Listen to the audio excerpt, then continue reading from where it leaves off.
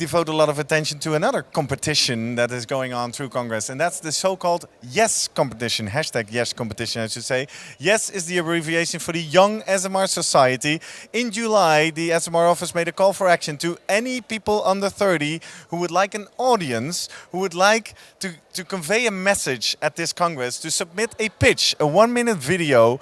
And out of the 30 people who submitted, 8 of them were selected to come here to New Orleans. Yesterday morning at 9:30, they all did their 1-minute pitch live on stage, and then the public voted. And I'm very honest and pleased to say that in the next minutes, you're going to meet one of the 2 winners that is actually going to go on this today, 5:30, to give her full presentation to the plenary audience of Congress. But before we talk to her, let's first look at her 1-minute pitch. Hi, I'm Kristin, and I have a wow idea. We hear the buzzwords over and over. Millennials, social media. How do we engage with this demographic? Well, we're already engaged. We're taking BuzzFeed quizzes, swiping left and right on Tinder, and scrolling through our Facebook and Instagram feeds. We're risking life and limb to catch 'em all on Pokemon Go. If market research could evolve its thinking and create methodologies utilizing the social psychology and behaviors behind the massive engagement of online media, it would transform the industry. We could redesign surveys to mimic the swipe right, swipe left behavior that's become so ingrained in our culture. Utilize the power of instant social gratification and humor to engage. Let's move beyond designing surveys that are just mobile compatible and design research that's also modern life compatible. There are countless ideas to evolve market research right at our fingertips. All we have to do is swipe them. And swipe, there she is, live in the studio. Here you go, Kristin Burr. Welcome. Thank you. You are a senior experience executive at MASH already, under 30 and already senior. Yeah. Great job, congratulations. Thank you. Congratulations on winning the YES, being one of the 2 winners of the YES competition. Yeah, thanks. Tonight, there's going to be your extended presentation. What are you going to zoom in on? So I've identified a couple of key factors that I think we can really utilize in market research to kind of engage with millennials and participants on the whole. So I'm going to focus on those 4 things and just really emphasize the need for change in the industry. And who are you aiming that message at? Just everyone.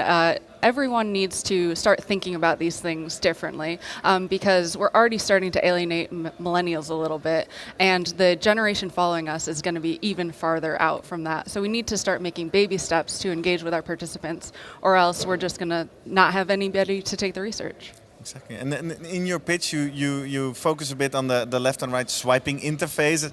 I guess that's as an example. Yeah. What do you propose?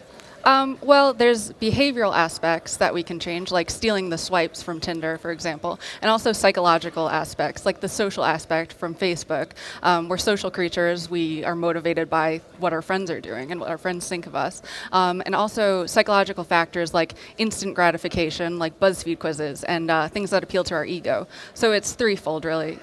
And have you set up any experience with some of these new features? Are you applying this yourself already? Not yet. We're going to set up a study coming up around the U.S. presidential election at MESH, and we're going to incorporate some of these aspects. Yeah, into you now it. got some leverage back in the office, right? You yeah, won. Yeah, definitely. And what do you think the results will be? What are the advantages of going about it like this?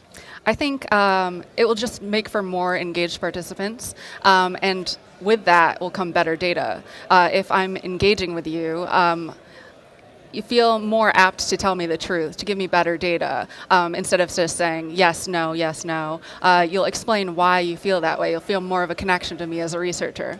So wow. I think we'll get better quality data from everyone. But that's taking it far beyond the gimmick, right? Because that's the risk that people think, oh, it's just gimmicky, lies. It doesn't matter whether I swipe left or right or push a button. But you say it has a huge impact on the quality of research. What makes you say that?